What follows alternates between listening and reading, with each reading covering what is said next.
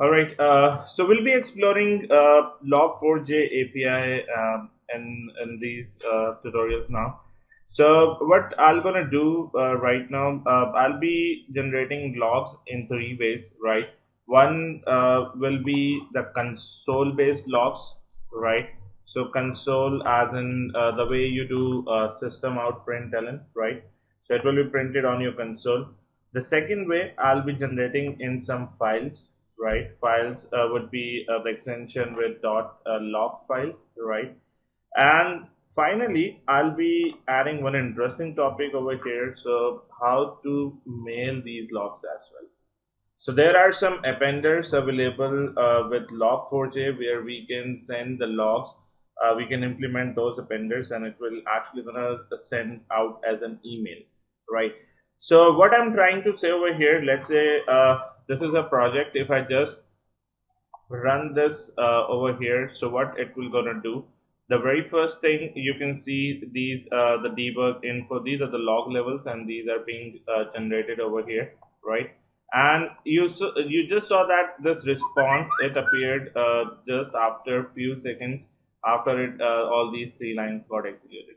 So these are the console logs, and this is one that the email that got sent out, right? We got the responses, okay, so it means the email is successfully sent out for the same log. An email, I have actually configured it for the log levels where we have error. So only the error report will be sent out, right? And then these logs are actually printed to a file as well. If I show you this application log file, you can see the same. You can even see the time. It actually got printed with the current timestamp.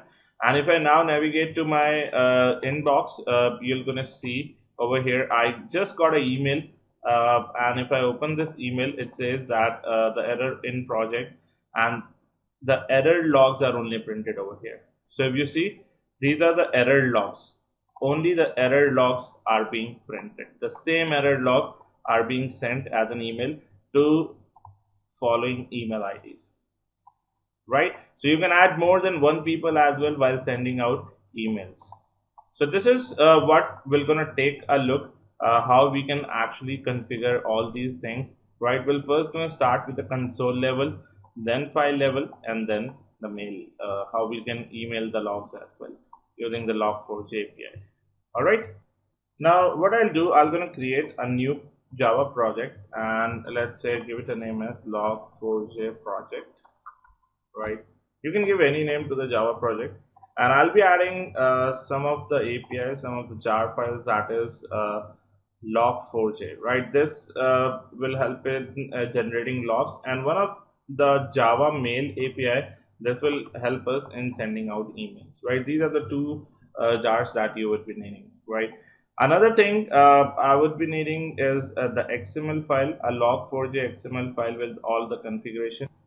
That is this should be the format of a XML file, right? The very first thing we are talking about a console appended. What I'll do, I'll just save this file. I'll say uh, file save as and give it a name as log4j.xml, right? And I'll just save this, right? So now I'll be copying this file and I'll paste it to the source folder itself, right? I'll first explain you what is written inside this file, right? So these are the two important lines, a mandatory line that you need to add. Then the log4j configuration is from Jakarta Apache.org, because log4j is a part of Apache. So these are something that you need to add it as it is. Then this is a console appended, right? The appended name is console, and this is a class through which the logs will be generated on the console. So you need to actually append this class over here, and the target value equal to system out. So it will actually gonna generate the logs on your console like the way you do system out println, right? And the logs layout, this is a standard layout, a pattern layout, where the conversion pattern will come something like this. This is how the logs in this pattern, this is the current timestamp, and these are other things. These are standard things that you need to follow when you are generating logs, right? So this is the appender, the console appender that we need to give. and there is a root configuration where you need to tell the priority value. If you don't even give this, then that's fine. There are several level of logs that will going to generate. For the time being, I'll just remove it and I'll say appender reference equal to console. So I give the same name over here, right? This is one thing that you would be needing, right, when you are generating logs in a console, right? And then you'll be creating a class, let's say test log4j, and I'll just create it with the main method, right? So I'll be calling the log4j over here. I'll just say static logger log equal to logger dot get logger, right? And it asks you for a class name. Now you need to make sure that when you're adding the logs, it should actually get added from Apache Log4j API only, right?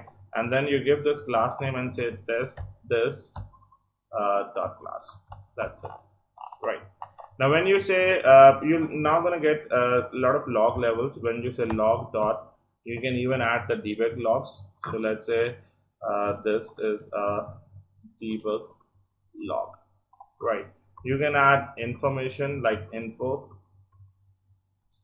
So this is a info log, right? And then you can also add errors. So you can say error in a project, right?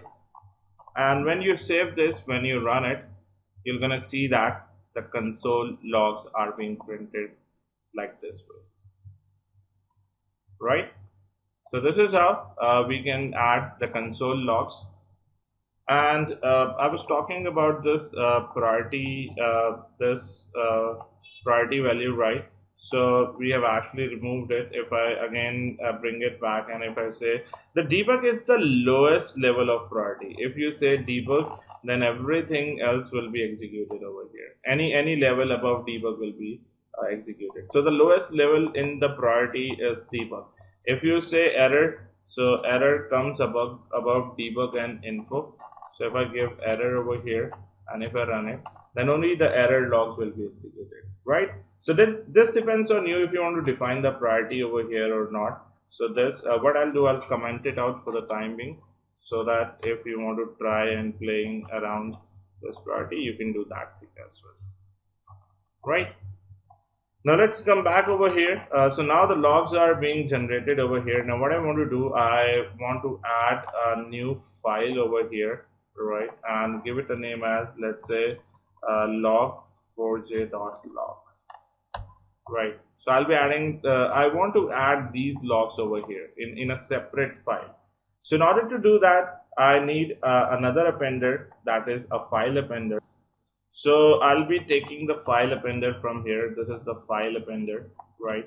Same properties. Let me merge it in the log4j section. So this is log4j, inside the log4j XML file, right? And I need to give the path of this log4j file over here, right? And I'll paste it over here like this, right? Now same thing, like we have given the console appender. This is a file appender and it comes from a class Apache log4j file appender, right? Here you need to give the path of the file where you want to generate the logs. Append equal to false means that every time the new logs will be generated, if I give it true, then it will actually gonna overwrite the logs. I'm gonna show you this thing how it works, and then the same pattern layout I'm actually using over here. So if I save this and run this again, you're gonna see the logs will not get generated.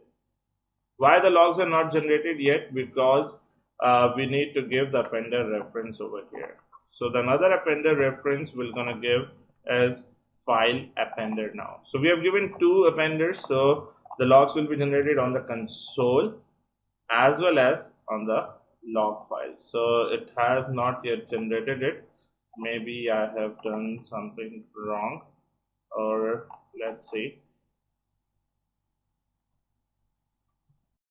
Okay, So this is the error. I actually need to give it with the backslash, like this,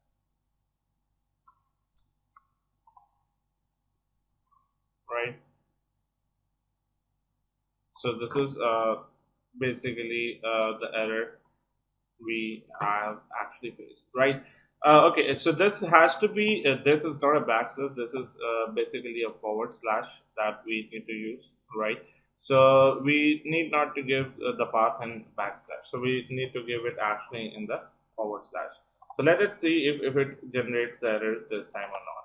If I run this, so this is the current timestamp, and if you see over here, now the logs have been, right? So this is how we can generate the logs over here with the current timestamp, and we can get it generated in the log file. So if I run this again, you will see 4102. So every time it is being updated over here. And if I change this appender the value to true, so you're gonna see that if I run this project again, the logs will be appended over here. Right, every time you run it, the logs will be appended to the same file. And if you don't want to append it to the same file, just make it false and then run it again, and you're gonna see the logs will not be appended. Right? So this is how we can work with Log4j to generate logs inside a log file. And in the next example, we'll be looking at how we'll be using the email appender, and we'll be sending out emails based on the logs that are being generated.